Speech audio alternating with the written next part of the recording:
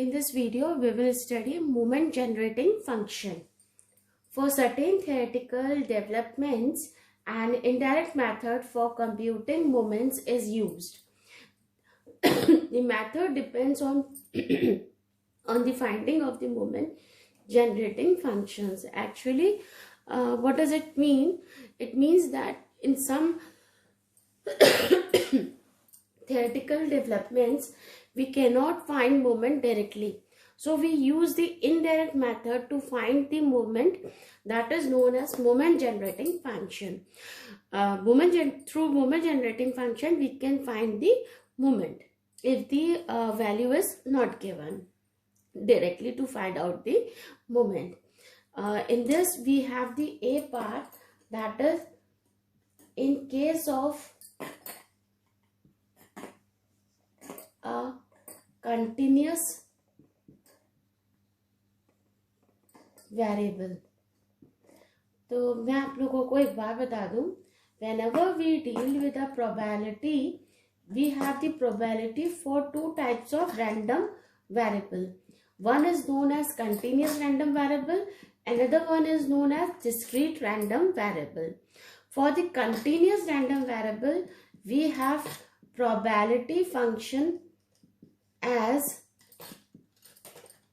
probability density function, which is denoted by f of x. Okay, and for the discrete random variable, we have the probability function as in the form of probability mass function, which is denoted by p of x. So this is the basic representation.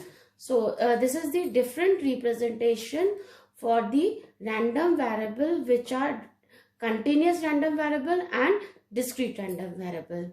So for the continuous random variable, we have f of x, and for the discrete random variable, we have p of x as our probability function.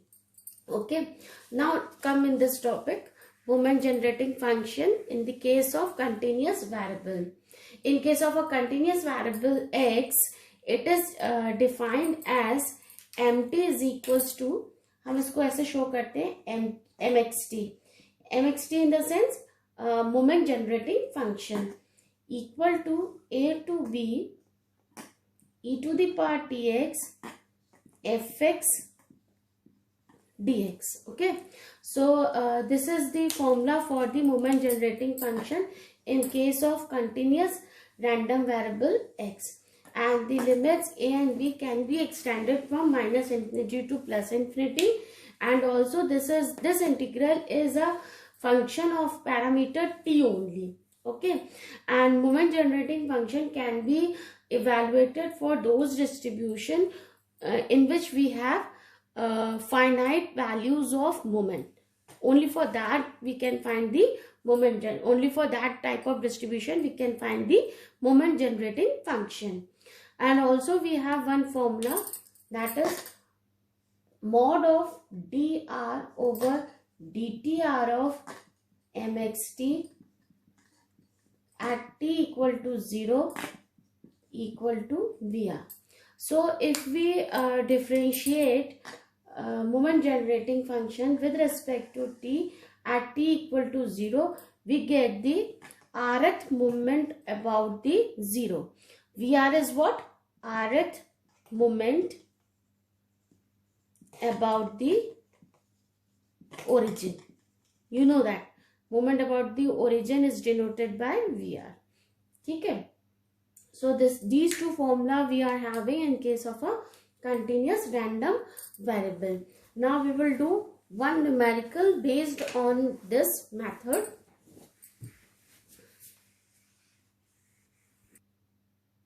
Now see the numerical. Number 1 is find the moment generating function of the exponential distribution fx is equals to this. Hence find its mean and standard deviation. So for the particular formula, for the particular question, we have to find out the moment generating function as well as mean as well as a standard deviation. Through this formula, we can see that it is a it is a function, continuous function, because f of x is given like this, no? So our moment generating function about the origin is given by, मतलब हम solution में लिखेंगे, we have the solution, mxt की value क्या होती है आपकी, a to b e to the power tx fx dx। तो हम इसको लिख सकते हैं, ये हमारे लिमिट जा रही है 0 to infinity e to the power tx, fx की जगह हमने पूरा लिख लिया 1/c e to the power minus x/c dx। 1/c हमने बाहर ले लिया, 0 to infinity e to the power, मैंने माइनस कॉमन ले लिया, तो ये आ गया 1/c minus t of x dx। Minus क्यों मैंने कॉमन लिया, क्योंकि लिमिट 0 से इन्फिनिटी है, तो हम x की जगह अगर इन्फिनिटी रखेंगे, we know that e to the power infinity is infinity, but e to the power minus infinity is 0। So e to the power minus infinity is 0, that is why we take the minus common here, because if I'm not taking the minus common, then we have the infinite term which is not defined in our mathematics।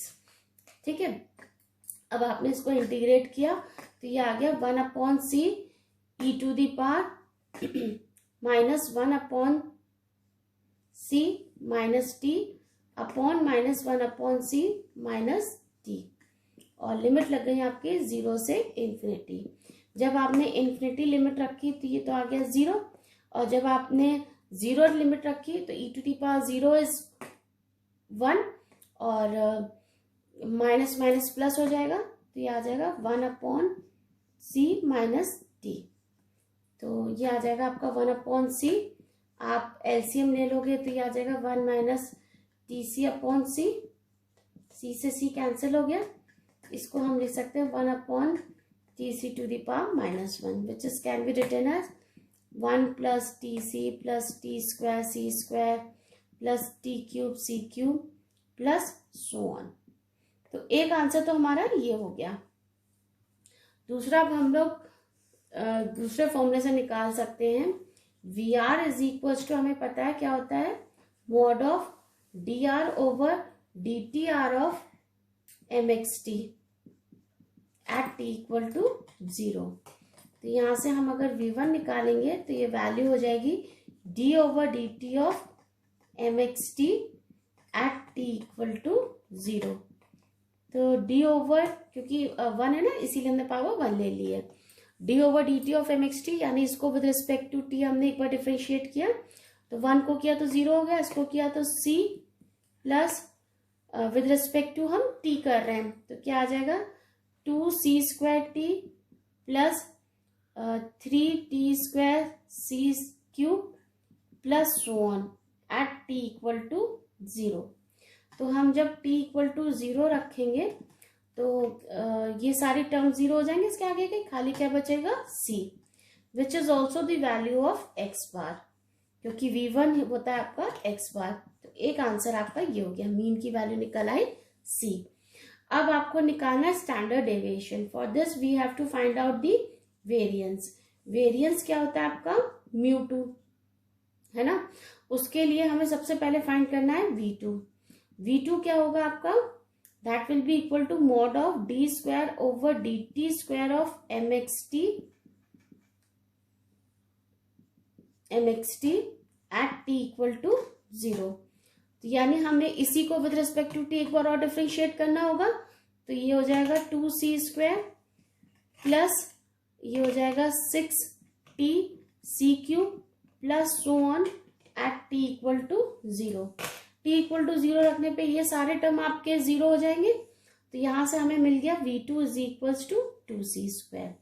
अब with the help of the relation of vr and μr हमें क्या पता चलेगा, v2 को हम कैसे लिख सकते हैं, सॉरी हाँ आप कैसे लिख सकते हो, v2 is equal to μ2 plus 2c1 μ1 x bar plus 2c2 μ0 x bar का होल स्क्वायर।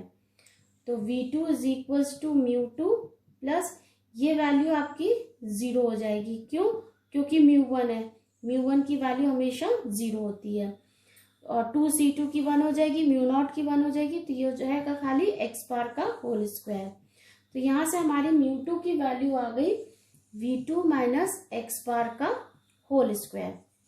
v2 आपका आया है 2c², और x बार की वैल्यू आई है आपकी c, तो c का स्क्वायर, तो 2c² minus c² is c²।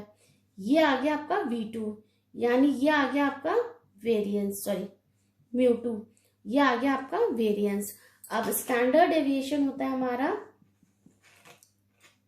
Under root of plus under root of variance, that is under root of μ2, that is under root of c² which is equals to c। तो standard deviation आ गया आपका c। This is the answer. ठीक है, तो ये तो हमारा क्वेश्चन हो गया किसका, मोमेंट जनरेटिंग फंक्शन का कंटिन्यूस वेरिएबल के लिए। ठीक है, अब हम नेक्स्ट जो करेंगे वो करेंगे be part in case of discrete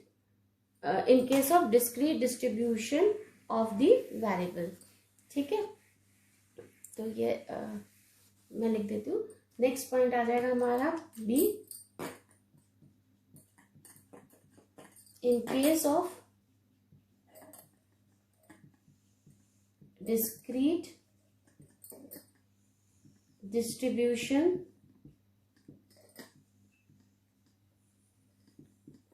of the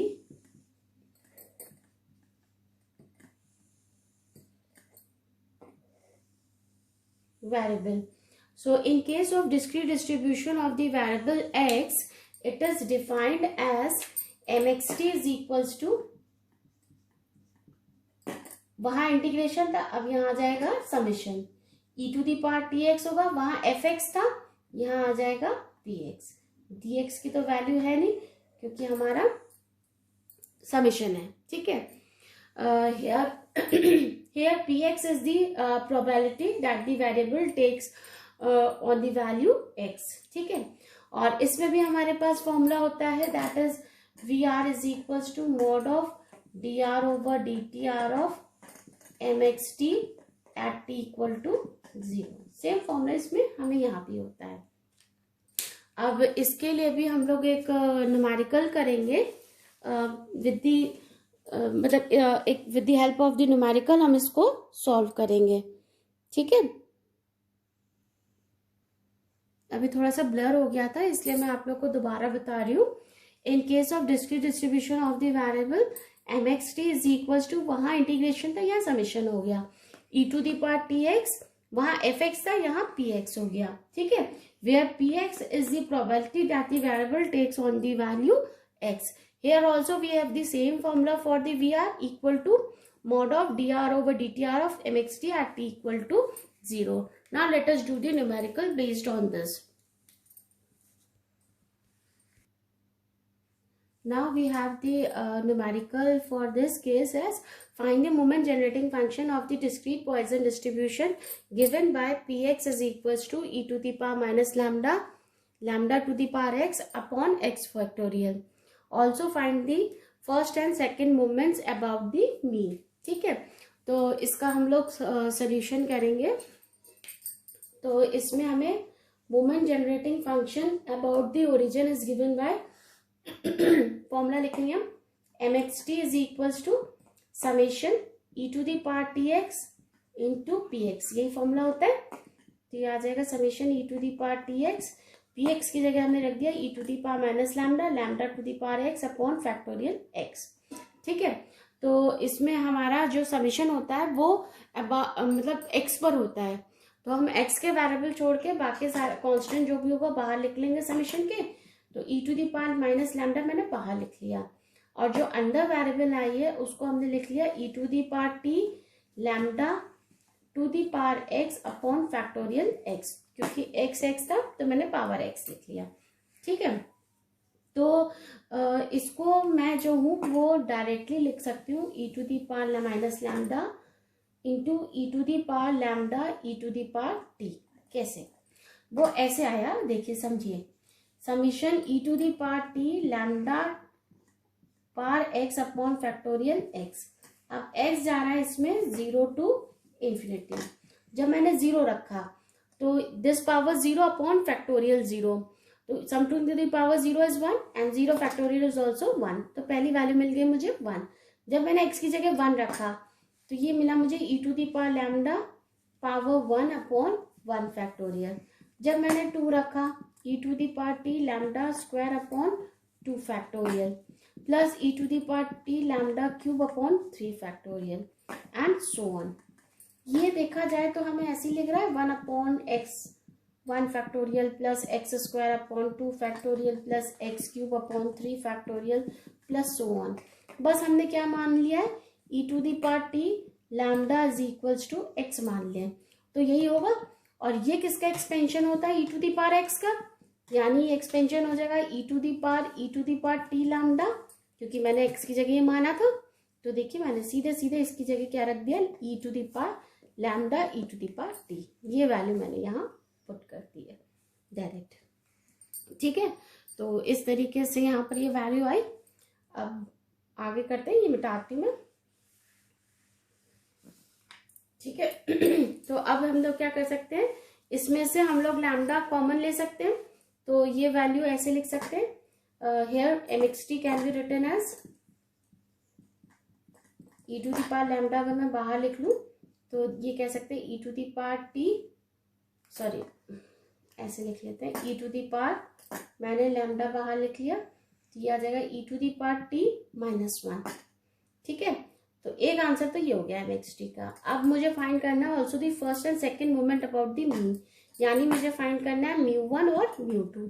मुझे पता है ये μ1 की वैल्यू तो 0 होती है, एक आंसर तो ये हो गया।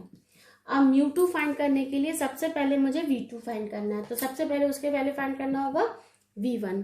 तो v1 तो हो जाएगा आपका determinant of d over dt of mxt at t equal to 0, तो ये आ जाएगा d over dt of e to the power lambda e to the power t minus 1 at t equal to 0। आपको पता है d by d x of e to the power ax क्या होता है, e to the power ax into d by d x of ax, यही तो होता है, तभी हम लिख लेते हैं a e to the power ax, ये फॉर्मूला होता है ना। बिल्कुल यही वाला फॉर्मूला हम यहाँ अप्लाई करते हैं, क्या हो जाएगा, determinant e to the power ax का e to the power ax, यानी हमने ये एज इट इज लिख दिया, into d by d t of ये वाला lambda e to the power t minus 1 at t equal to 0। तो ये वैल्यू हो जाएगी हमारी e to the power lambda e to the power t minus 1। इसको विद रिस्पेक्ट टू t करेंगे तो खाली lambda e to the power t ही बचेगा, है ना, क्योंकि वो तो 1 हो जाएगा। e to the power t का differentiation e to the power t होता है। एट t इक्वल टू 0 रखेंगे, तो t इक्वल टू 0 रखेंगे तो e टू द पावर 0 1 हो जाएगा, 1 माइनस 1 फिर 0 हो जाएगा, यानी e की पावर 0 हो जाएगा, e की पावर 0 1, यहाँ भी e की पावर 0 1, तो खाली क्या बचेगा आपका लैम्डा। तो ये तो आ गया v1। अब निकाला हमने v2, इसको मिटा रही मैं। अब हमने निकाला v2, v2 क्या हो जाएगा आपका d square over dt square of mxt at t equal to 0। तो ये वैल्यू हो जाएगी d ओवर dt ऑफ ये, क्योंकि एक बार तो हम निकाल चुके हैं, तो ये वैल्यू आई है हमारी, है ना, d over dt of e to the power lambda e to the power t minus 1 into lambda e to the power t at t equal to 0। इसे हम फर्स्ट फंक्शन मान लेते हैं, इसे हम सेकेंड फंक्शन मान लेते हैं, तो प्रोडक्ट ऑफ टू वेरिएबल हमारा फॉर्मूला लग जाएगा। तो वो कैसे सॉल्व करेंगे, पहला वाला हम फंक्शन लिखा रहने दें, ठीक है, d by d t of दूसरा फंक्शन प्लस, अब हम दूसरा फंक्शन लिखा रहने दें, d by d t of first function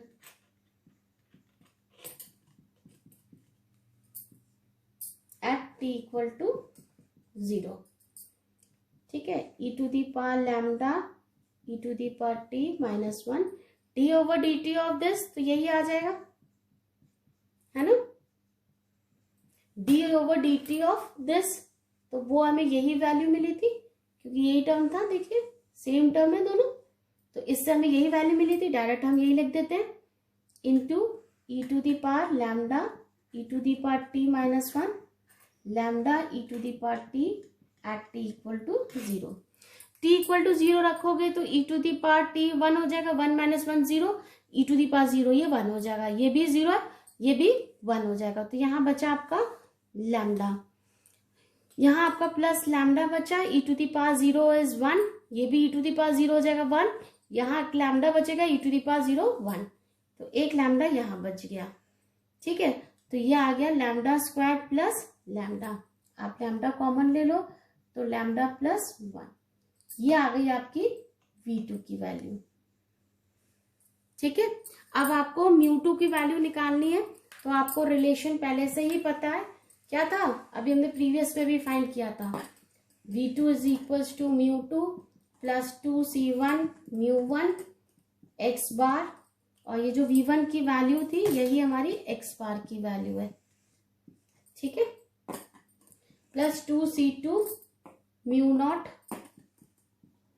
x bar का होल स्क्वायर, तो V2 इज इक्वल्स टू μ2, ये वैल्यू आपकी 0 हो जाएगी क्योंकि μ1 की वैल्यू 0 होती है, ये 1 है, ये 1 है, तो ये आ गया प्लस x बार का होल स्क्वायर, तो μ2 की वैल्यू हो जाती है हमारी V2 माइनस x बार का होल स्क्वायर।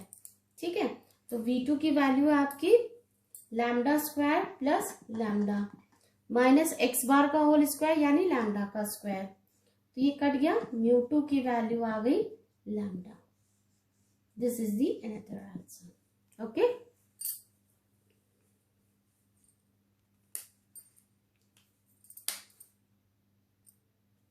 स्क्यूनेस, तो सबसे पहले हम लोग समझते हैं what is skewness. Skewness means lack of symmetry और lopsidedness in a frequency distribution, मतलब अगर आपका सिमेट्रिकल डिस्ट्रीब्यूशन है तो उसका ग्राफ ऐसे बनता है।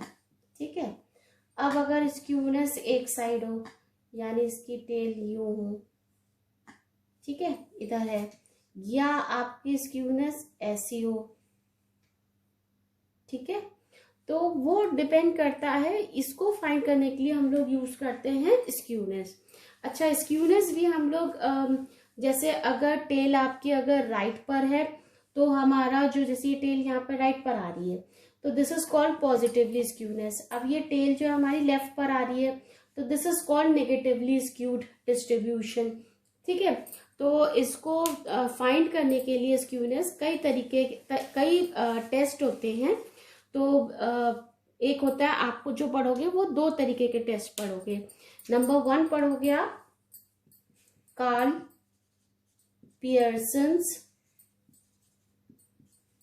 मेथड, एंड अनदर जो पढ़ोगे आप नंबर 2 पढ़ोगे, वो पढ़ोगे मेथड ऑफ मोमेंट्स। मैंने इसकी जो आपकी थियरी है वो आपके नोट्स आपको गूगल क्लासरूम में प्रोवाइड करवा दिए हैं। इसकी थियरी बहुत इंपॉर्टेंट है, पूछ ली जाती है, तो वो आप लोगों को ध्यान होना चाहिए। ठीक है, तो आप वहां से पढ़ लीजिएगा। मैंने यहाँ पे सिर्फ ऐसे ही हल्का हल्का बताया, पर वहां मैंने पूरी थियरी आपको अच्छे से दी है। ठीक है, तो पहला हम लोग मेथड जो यूज करते हैं that will be Karl Pearson's method. ठीक है, तो कार्ल पियर्सन्स मेथड क्या होता है, it is use to find out the skewness. ठीक है, इसको जो होता है Karl Pearson's coefficient of skewness, इस मेथड में हम लोग लिखते हैं कार्ल पियर्सन्स कोफिशिएंट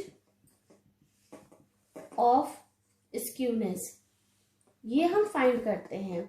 इसको हम SKP से भी बोलते हैं। इस पूरे को हम लोग किससे डिनोट करते हैं, SKP से। This formula is arithmetic mean minus mode upon standard deviation. So this is the basically formula we will used in our this Karl Pearson's method. Also if we have the empirical mode क्या होता है कि it is some disturbed mode या undistributed mode होता है, उसको हम empirical mode कहते हैं। तो अगर एम्पिरिकल मोड जो है उसकी वैल्यू जो होती है that will be equal to 3 median minus 2 arithmetic mean. ये फॉर्मूला बहुत इंपॉर्टेंट है एम्पिरिकल मोड का, ये पूछ लिया जाता है, ठीक है। तो अगर हम ये वाला मोड वाला फॉर्मूला यहाँ पुट करते हैं तो हमें एसकेपी की जो वैल्यू है वो मिल जाती है 3 arithmetic mean minus median upon standard deviation. एक फॉर्मूला हमें ये भी मिलता है। तो अकॉर्डिंगली क्वेश्चन में जैसा भी जो भी वैल्यू गिवन हो हम इन दोनों में से वो फॉर्मूला यूज कर लेते हैं, ठीक है। तो इससे कुछ डिफरेंसेस मिलते थे हमें कि पहला हमें मिलता है कि अगर हमारा एसकेपी इक्वल टू 0 आ जाता है तो इस केस में हमारा मीन जो होता है वो बराबर हो जाता है मोड के, ठीक है। मीन बराबर हो जाता है मोड के, और जो आपका डिस्ट्रीब्यूशन होता है वो कैसा होता है, सिमेट्रिकल, ठीक है। नंबर 2 होता है अगर हमारा एसकी पे ग्रेटर देन 0 आ जाता है तो हमारा मीन जो होता है वो ग्रेटर हो जाता है मोड से, और डिस्ट्रीब्यूशन जो होता है वो आ जाता है पॉजिटिवली स्क्यूड, ठीक है। थर्ड आता है अगर हमारा एसकी पे हमारा लेस देन 0 आया, ग्रेटर देन 0 मतलब पॉजिटिव वैल्यू, लेस देन 0 मतलब नेगेटिव वैल्यू आई, तो हमारा जो मीन होता है वो लेस देन मोड होता है, और हमारा डिस्ट्रीब्यूशन जो होता है वो कहलाता है negatively skewed. So this is how we can find the value of the distribution, whether it is symmetrical, whether it is positively skewed, whether it is negatively skewed, with the help of the value of SKP, that is the Karl Pearson's coefficient of skewness. Now we will do the numerical on this. देखिए numerical है आपका number 1, Karl Pearson's coefficient of skewness of a distribution is 0.32. Its standard deviation is 6.5 and its mean is 29.6. Find the mode of the distribution. तो हम लोग solution में लिखेंगे हमें क्या क्या गिवन है। गिवन आपको सबसे पहले तो एसकेपी गिवन है 0.32, ठीक है। स्टैंडर्ड डेविएशन गिवन है 6.5, मीन गिवन है आपको 29.6, ठीक है। तो आपको मोड फाइंड करना है, आपका फॉर्मूला आपको पता है एसकेपी जो होता है that will be equal to arithmetic mean minus mode upon standard deviation, है ना। तो एसकेपी हमने लिख लिया 0.32, अरिथमेटिक मीन हमने लिख लिया 29.6 माइनस मोड अपॉन 6.5, है ना। तो 29.6 minus mode is equals to 0.32 into 6.5 which is equals to 2.08। तो मोड इज इक्वल्स टू आ जाएगा आपका 29.6 minus 2.08 which is equals to 27.52। This is the answer, ठीक है। ये तो हो गया आपका पहला न्यूमेरिकल। एक और न्यूमेरिकल हम लोग देखेंगे नेक्स्ट। सी इसमें दे रखा है हमें for a table find the coefficient of skewness by Karl Pearson method for the following data. अब आपको यहाँ पर वैल्यू दे रखी है ना। तो कार्ल पियर्सन फाइंड करने के लिए हमें सबसे पहले फाइंड करना होगा मीन और स्टैंडर्ड डेविएशन। मीन तो हम फाइंड कर लेंगे आराम से। तो टेबल हमें थोड़ी सी बनानी पड़ेगी, किसके लिए हमें बनानी पड़ेगी calculation of x bar and standard deviation, ठीक है। तो यहाँ हमने लिख लिया वैल्यू एक्स, यहाँ हमने लिख लिया F, then D is equals to X minus A हम मान लेते हैं बीच की वैल्यू 1 2 3 4 5 6 7 है, तो बीच की वैल्यू हमने ए मान ली 24। क्यों किया? क्योंकि वैल्यू बहुत बड़ी है, कैलकुलेशन बहुत ज़्यादा आ जाएगी, है ना। और u इक्वल टू हमने मान लिया d अपॉन एच। तो h की वैल्यू कितनी हो गई हमारी 6। देखिए x की वैल्यूज के बीच का डिफरेंस कितना है 6। तो u हमने मान लिया d अपॉन एच, ठीक है। नेक्स्ट हमने लिख लिया f u and then f you square. ये हमने वैल्यूज लिख लिए।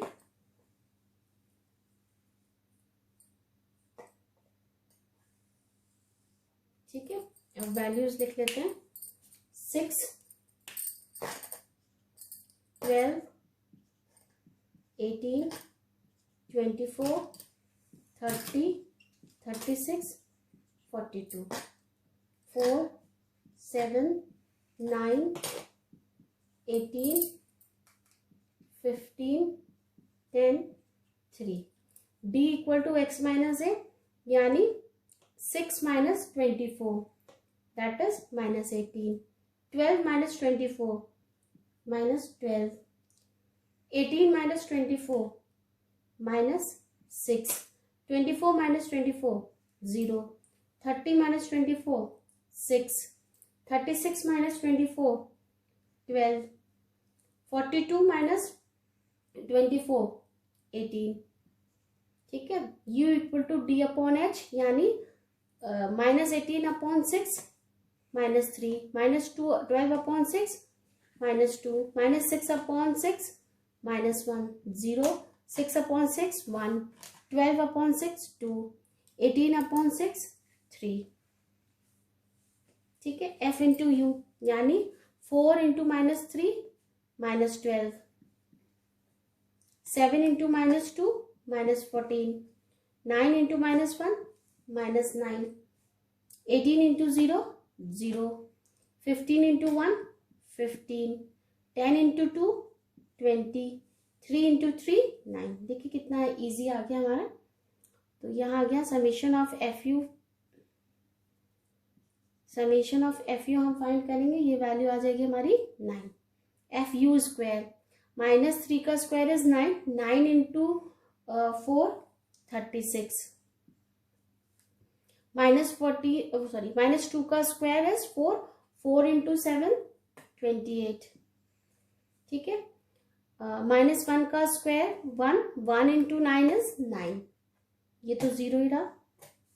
1 इंटू 15 15, 4 2 का स्क्वायर 4, 4 इंटू 10 40, 3 का स्क्वायर 9, 9 इंटू 3 27। तो summation of F you square निकल आया आपका 155। ठीक है, और यहाँ हम फ्रीक्वेंसी का सम करेंगे तो ये निकल आएगा 65।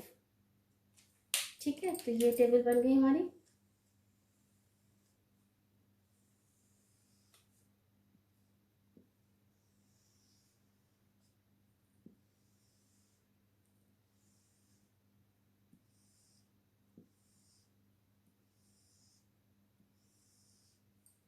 ठीक है, तो ये टेबल हमारी इधर बन गई। सबसे पहले तो हम निकालते हैं अरिथमेटिक मीन। अरिथमेटिक मीन की वैल्यू होती है, मतलब एक्स बार जो होता है that will be equal to a plus summation f u upon summation f into h. ये जो एन है that will be equal to summation f. ठीक है, तो ए की वैल्यू हमारी है 24 प्लस समेशन एफ यू हमारा 9 आया, समेशन एफ हमारा 65 आया है ना, और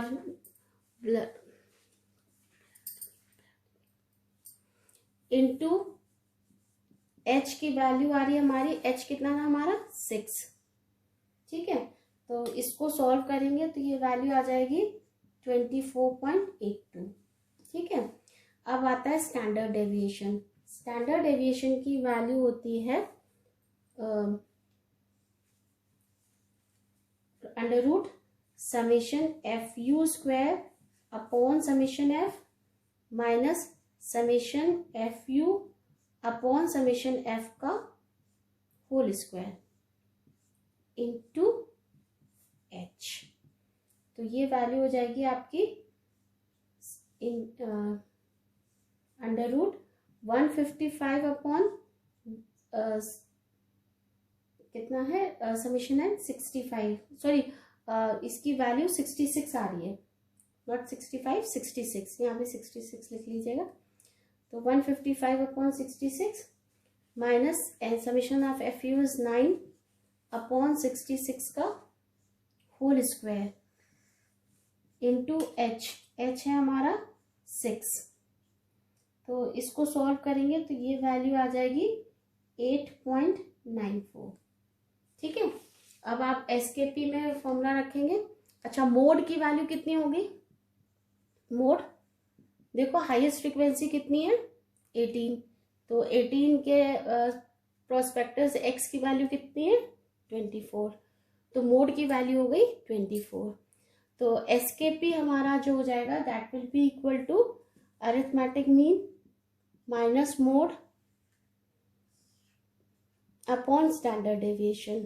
तो अरिथमेटिक मीन आपका है 24.82 minus 24 upon 8.94।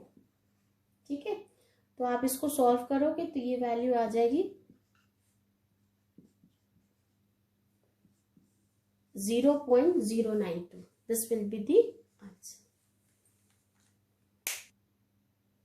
Next method to evaluate the skewness is method of moment. In this method, second and third central moment of the distribution are used. This measure of skewness is called the moment coefficient of skewness, and it is given by moment coefficient of skewness, moment coefficient of skewness। ठीक है, इसको हम show करते हैं SKM से। ठीक है, and this will be equal to μ3 upon under root of μ2 का whole cube. So this is the formula for method of moments to evaluate the skewness. Okay, now let us do the numerical based on this. Now see the first numerical. The first three central moments of a distribution are 0, 15, minus 31. Find the moment coefficient of skewness. तो आपको given क्या क्या है? Given है हमें first three central moments, यानी μ1 की value given है 0, μ2 की वैल्यू गिवन है 15 और μ3 की वैल्यू गिवन है -31। तो आपको पता है SKM की वैल्यू होती है आपकी μ3 अपॉन अंडर रूट ऑफ μ2 का होल क्यूब। तो μ3 की वैल्यू हो गई -31 अपॉन 15 का होल क्यूब। तो this will be equal to -31 और 15 का होल क्यूब का अंडर रूट लेंगे तो वो आ जाएगा 58.09। तो this value is -0.53। This will be the answer. Now see the next numerical on this topic is calculate the moment coefficient of skewness for the following distribution. अब आपको ये distribution बनाना है। Again to find out the value of μ3 and μ2, we have to make the table, and since the data is given in this form, therefore first we have to evaluate the value of μ1 dash, μ2 dash, μ3 dash, and with the help of them we will find the value of μ2, μ3 and then we will find the value of SKM. तो सबसे पहले हम लोग जब table बनाते हैं, चलिए solution table बनाएंगे। तो पहला तो हो जाएगा हमारा क्लासेस, देन हमारा आएगा फ्रीक्वेंसी F, देन हमारा आएगा mid points that is X, then D is equals to X minus A। अब A की वैल्यू यहाँ 1 2 3 4 5 6 है ना, तो हम कोई भी मान सकते हैं, ये भी मान सकते हैं, ये भी मान सकते हैं। तो सपोज हमने A की वैल्यू मान ली 20, तो U की वैल्यू होगी D अपॉन H। तो देखिए डिफरेंस कितना है सबके बीच में, 5 का डिफरेंस अगर हम ले लें, कैसे ले लेंगे? H की वैल्यू हम लोग 5 ले लें। देखिए अगर आप इसको कैसे लेंगे, H की वैल्यू 5 अभी बताऊंगी। H की वैल्यू 5 आएगी, कैसे आएगी वो बताती हूँ। नेक्स्ट आएगा आपका FU, then FU square, then FU cube. तो सबसे पहले हम क्लासेस लिख लेंगे 2.5 to 7.5, 7.5 to 12.5, 12.5 to 17.5, 17.5 to 22.5, 22.5 to 27.5, 27.5 to 32.5, 32.5 to 37.5. Frequency लिख ली 8, 15, 20, 22, sorry 32, then 23, then 17, then 5. Mid values आ जाएगी 2.5 प्लस 7.5 डिवाइडेड बाय 2, तो ये आ जाएगा 5. ऐसे इसके लिए आएगा 10, 15, 20, 25, 30, 35. यहाँ हम समेशन f निकालेंगे तो ये वैल्यू आ जाएगी 120. ठीक है, तो आप समझ में आया h की जगह 5 क्यों आए, इनके बीच के x की वैल्यूज के बीच का डिफरेंस 5 है.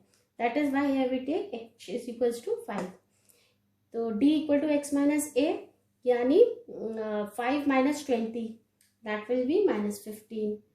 10 माइनस 20 माइनस 10. 15 minus 20 minus 5. 0, 5, 10, 15.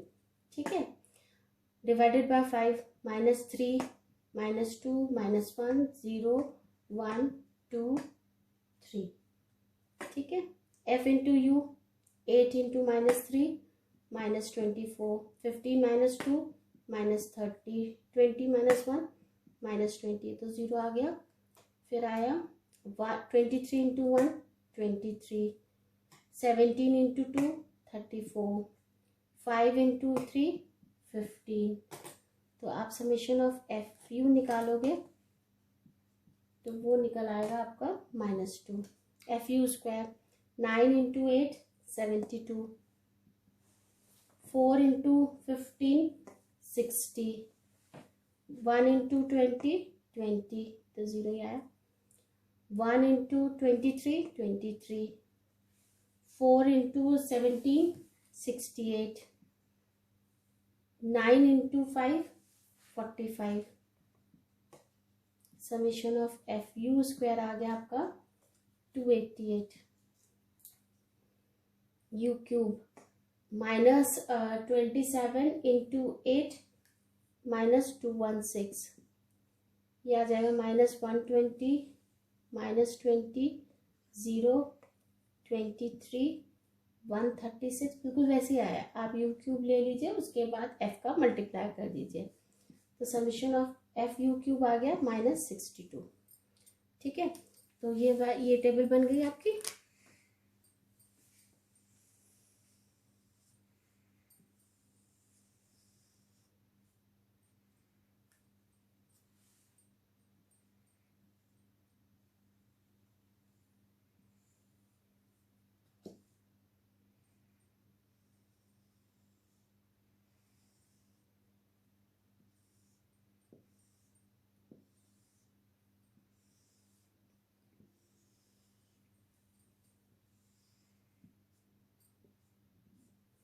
ठीक है, तो ये टेबल बन गई आपकी.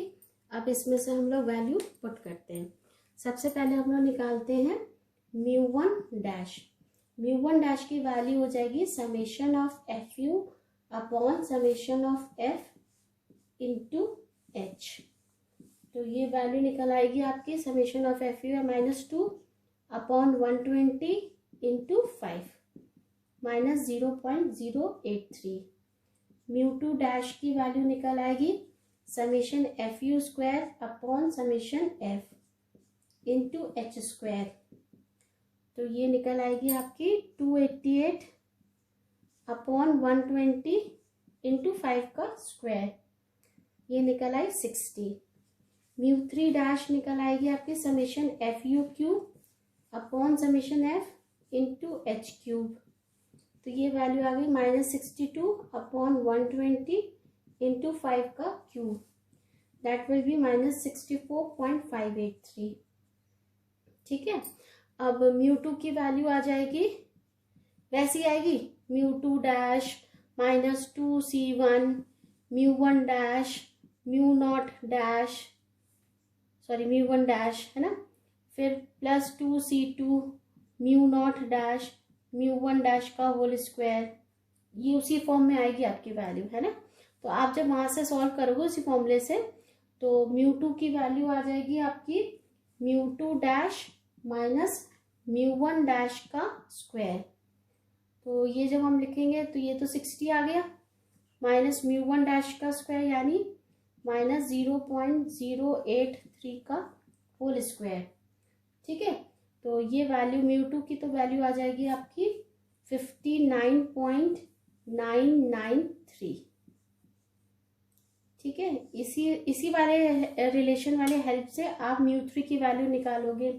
म्यू थ्री की वैल्यू आ जाएगी म्यू थ्री डैश माइनस, मैं डायरेक्ट वैल्यू लिख रही हूँ, 3 mu one dash mu two dash plus 2 mu one dash का होल क्यूब। ये मैं डायरेक्ट वैल्यू लिख रही हूँ। ठीक है, तो ये वैल्यू आ जाएगी minus 64.583 minus 3 into mu one dash that is minus 0.083 into mu two dash that is 60 plus 2 into mu one dash का स्क्वायर है ना, सॉरी क्यूब। तो म्यू वन डैश है आपका माइनस 0.083 का होल क्यूब। तो इसको सॉल्व करोगे तो म्यू थ्री की वैल्यू आ जाएगी माइनस 49.644। अब आपको निकालना है एस के एम, है ना। तो एस के एम की जो वैल्यू होगी that will be equal to, S K M आपको पता है कितना होता है, mu three upon under root of mu two का होल क्यूब। तो म्यू थ्री यानी minus 49.644 upon under root of 59.993 का होल क्यूब। ठीक है, इसको जब हम सॉल्व करेंगे तो ये वैल्यू आ जाएगी minus 0.1068। This will be the answer of this question.